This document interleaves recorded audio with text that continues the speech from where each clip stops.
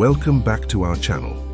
Today we are diving into the world of fillet welding. Whether you're a beginner or looking to refine your skills, this video will cover everything you need to know about fillet welding. Let's get started.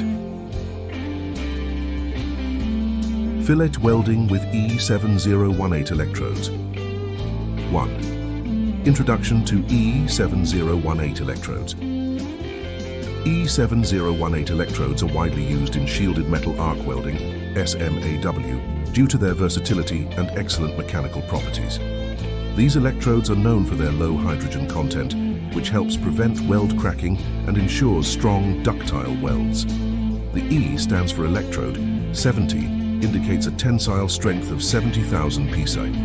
1 means it can be used in all positions, and 8 signifies a low hydrogen iron powder coating. 2. Preparing for fillet welding. Before starting the welding process, ensure that the workpieces are clean and free from contaminants like oil, rust and paint. Proper preparation is crucial for achieving a strong weld. Align the workpieces to form a 90-degree angle, creating the fillet joint.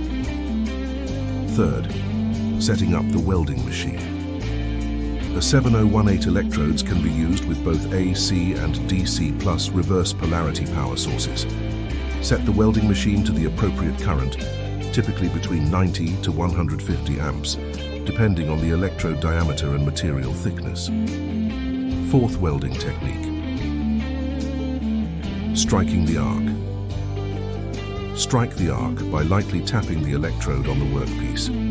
Maintain a short arc length to ensure a stable arc and minimize spatter. Travel angle. Hold the electrode at a travel angle of about 10 to 15 degrees from vertical. This helps direct the molten weld pool and slag away from the weld area. Weave pattern. Use a slight weaving motion to ensure even distribution of the weld metal and to fill the joint properly. This is especially important for thicker materials. Weld passes. For thicker joints, multiple passes may be required. Start with a root pass to ensure penetration, followed by filler passes to build up the weld, and a final cap pass for a smooth finish. 5. Managing the weld pool. Control the weld pool by adjusting your travel speed and electrode angle. A consistent weld pool ensures uniform bead appearance and prevents defects like undercutting or excessive convexity. 6. Using a fillet gauge. After completing the weld, use a fillet gauge to measure the size of the fillet weld. A fillet gauge helps ensure that the weld meets the required specifications by checking the leg length and throat thickness of the weld. Place the gauge against the weld and compare it to the desired size. Adjust your technique if necessary to achieve the correct dimensions.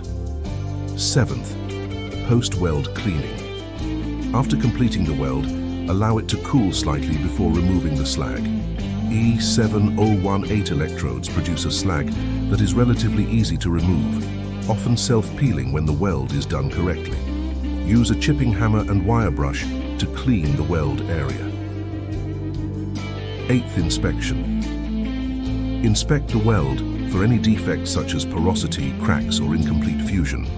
A good fillet weld should have a smooth, even bead with no visible defects.